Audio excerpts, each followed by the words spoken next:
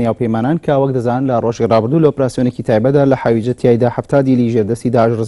ڕزگار کران و هەروە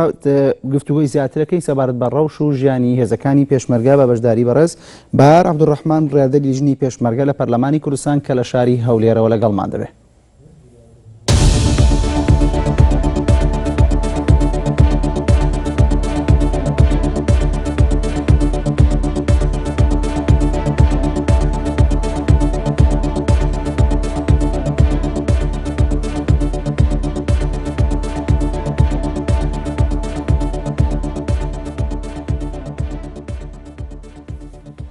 بارخانم کاتتان باش وەک دەزانی ڕۆژی ڕابردوو ئۆپراسیۆنێکی ئاوبەش بە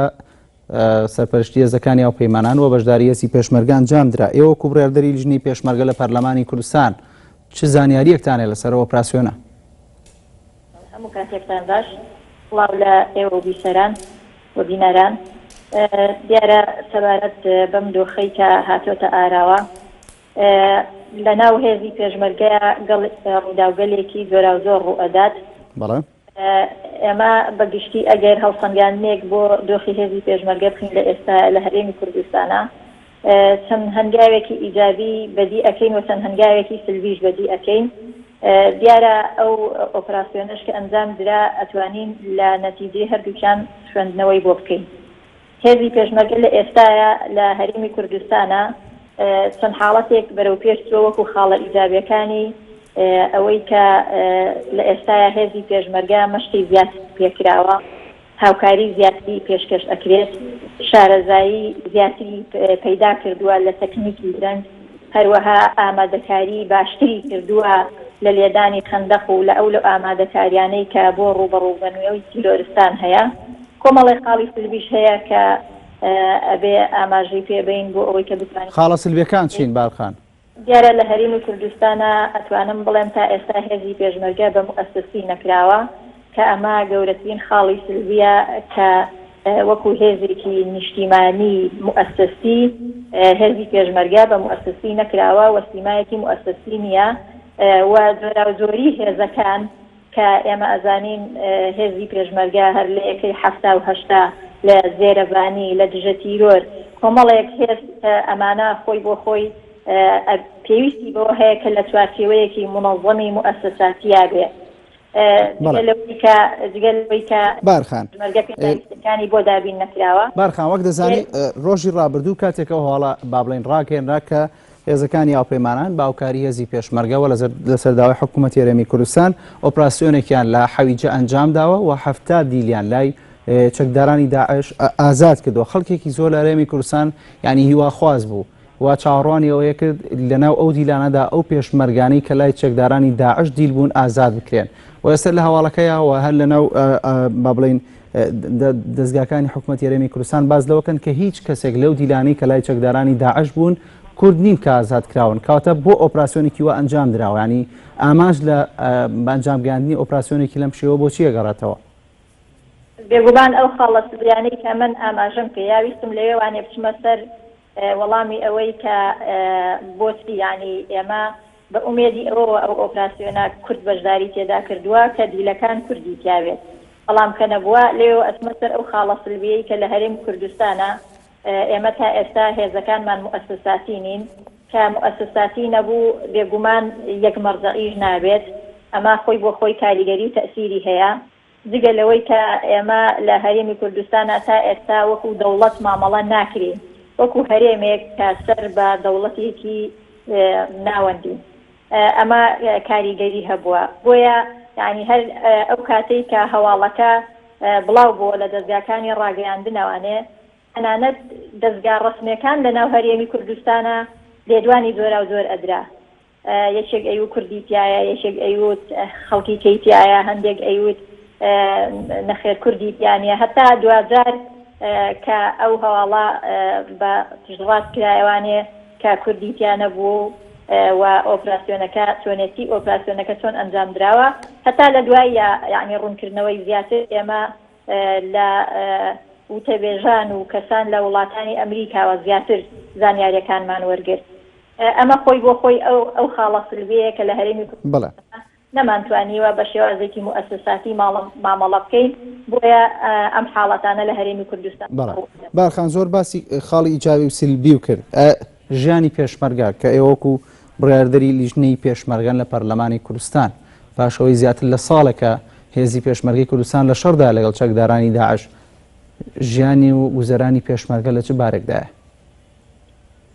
بێگومان تەنها خاڵێکی ئیجابی کە لە ژیانی پێشمەرگەیە هەبێ و لە ناو هێزەکانی پێشمەرگەیە هەبێت ئازایەتی و قارەمانێتی خۆیانە، وەگەرنا وەکو پێداویستی وەکو دابینکردنی ئەوان ئەو شتێک کە ئەخوازێ بۆ هێزی پێشمەرگە دابینکرێت وەکو پێویست بۆی دابین نەکراوە. دیارە ئەمەش لەبەر چەند هۆکارێک کەم دیارە هێزی پێشمەرگە بەشێکە لە مەنظومەی دیفاعی عێراقی، کەواتە ئەبێ حکوومەتی ناوەند پێداویستیەکانی هێزی پێشمەرگە دابین بکات کە ئێمە ئەزانی لە هەرێمی کوردستانە هەمیشە حکوومەتی ناوەند ئەرقەلە و کێشەی بۆ هەرێمی کوردستان دروست کردووە و مافە دەستوریەکانی خۆی پێنەداوە، چەندین کێشەی هەڵپەسێرا و کە تا ئێستا ماوەتەوە لە بینی هەرێم و حکوومەتی ناوەندا، هەر لە مادەی سەوتل، هەر لە بوجە، هەر لە مەسەلەی پێشمەرگە. ئەمە خاڵێکە کە ینی وەکو پێویست خزمەتی هێزی پێشمەرگە نەکراوە، جگە لەوەی کە لە ناوخۆ لە هەرێمی کوردستانە بە هەمان شێوە ئێمە هەرێمێک بووین تا ڕادەیەک ئامادە بوو ینی ئارام بووین هەتا ئەو کاتێک کە شەڕی داعش دەستی پێکرد، بۆیە کاتێک کە شەڕێکی گەورەی وا قورس ڕوو ئەکاتە هەرێمی کوردستان کە شەڕی تیرۆرە، ئێمە ئەزانین کە شەڕی تیرۆر بە وڵاتانی زلهێز ناکرێت، سزای ئەوەی کە هەرێمێکی وەکو ئێمە چەندین ساڵە هێزی پێشمەرگە مەشقی پێ نەکراوە، ئامادە باشی نەبووە، ڕاهێنانی پێ نەکراوە، سەک و پێداویستی بۆ دابین نەکراوە، ڕوبەڕووی شەڕێکی ئاوا قورس ئەبێتەوە، بێگومان ئەمە کاریگەری لەسەر هێزی پێشمەرگە ئەبێت. و دیگە لەوەی کە چەندین قەیران و کێشەڕووی لە هەرێمی کوردستان کرد لە هەمان کاتا، لەو کاتەی کە شەڕی داعش بوو ئەکاتە هەرێمی کوردستان و ئەو ناوچانەی کە ناوچەرجێ ناکۆکەکانی پێڵێن کە ئێمە بە بەشێک لە خۆمانی ئەزانین، هەر لەو کاتەیە قەیرانی ئابووری ڕوو ئەکاتە هەرێمی کوردستان کە ئەمە کاریگەری زۆری لەسەر هێزی پێشمەرگە هەبووە. جگە لە فاکتەرە ناوخۆیەکان کە بەداخەوە ئەڵێم ئێمە لە هەرێمی کوردستانە موسساتمان نییە حیزب کارەکانی دام و دەستگاکانی حکومەت بەڕێوە ئەبا، هەیمەنەی حیزب دەسەڵاتی هەیە بەسەر موسساتی بەڕێوەبردننی کاروباری خەڵکە، حیزب سیاسەکانیش لە جیاتی ئەوەی کە خزمەتی هەرێمەکە بکەن، خزمەتی هێزی پێشمەرگە بکەن،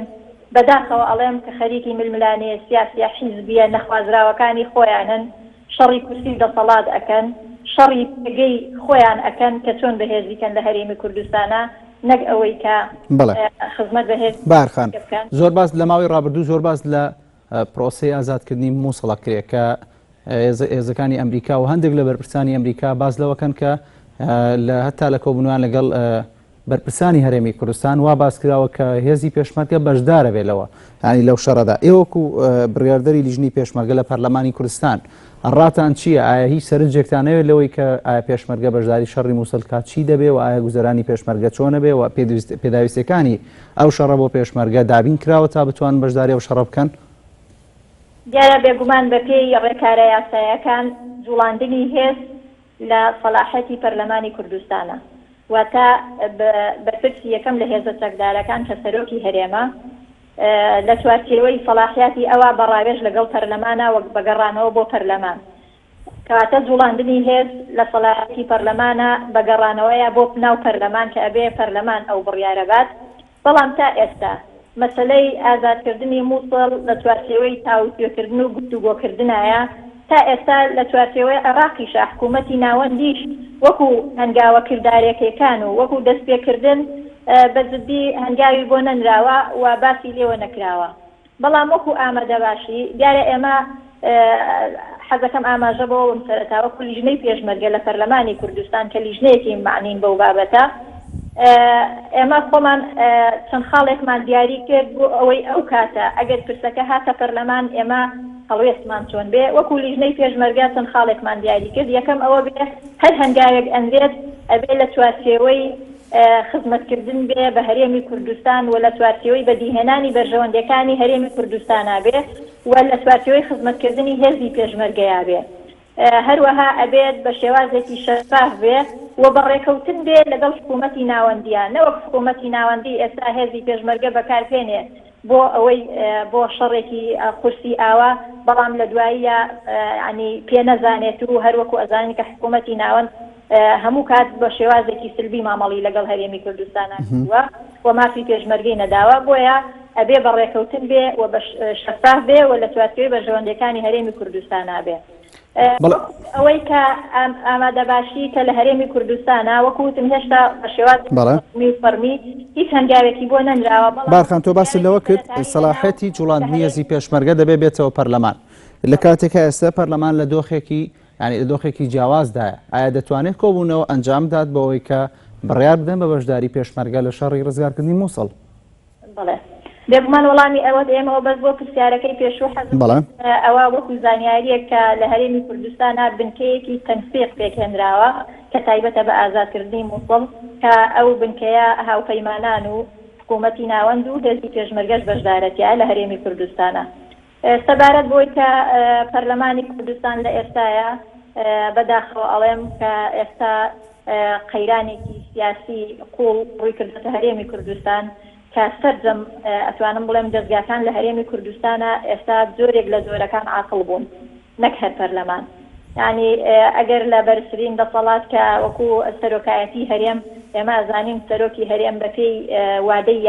وادەی یاسایی تەواو بووە کە ئەمە کێشەیە کە ئەبێ هێزەکان یەکلای بکەنەوە و ئەبێ یەکلا بکرێتەوانێ بۆ ئەوەی تا بتوانین ئیدامە بەکارەکان بین بەڵام تا ئێستا ئەو کێشەیە ماوەتەوە. جگە لەوە کە ئێمە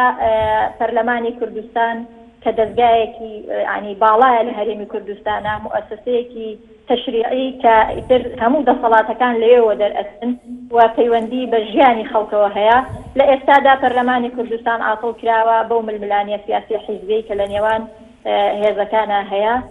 کە سەرۆکی پەرلەمان بە شێوازێکی نایاسایی ڕێگەی پێنادرێت کە بێتەوە پەرلەمان و ئەرکەکانی خۆی جێبەجێ بکە. ئەمانە کاریگەری لەسەرەوە بۆ کە موسسەی حکوومەتیش تەنفیزیش بە هەمان شێوە زۆرێک لە عاتڵبوونی پێوە دیارە هەتاکو ئێستا ینی سەرۆکی حکوومەت کۆبوونەوەی خۆیان ئەنجام نادەن ینی ئەنجومەنی وەزیران کۆبوونەوەکانی خۆی ئەنجام نادات بۆ ئەوەی کە کاروباری خەڵک بەڕێ بکەن کەواتە ئەگەر وێنایەکی گشتی بکەین ئێستا سەرجەم موسسات بە سەرۆکایەتی هەرێم و بە حکوومەت و بە پەرلەمانیشەوە زۆرێک لە جۆرەکان عاتڵە بەداخەوە ئەڵێم ینی کە ئەمە کاریگەری لەسەر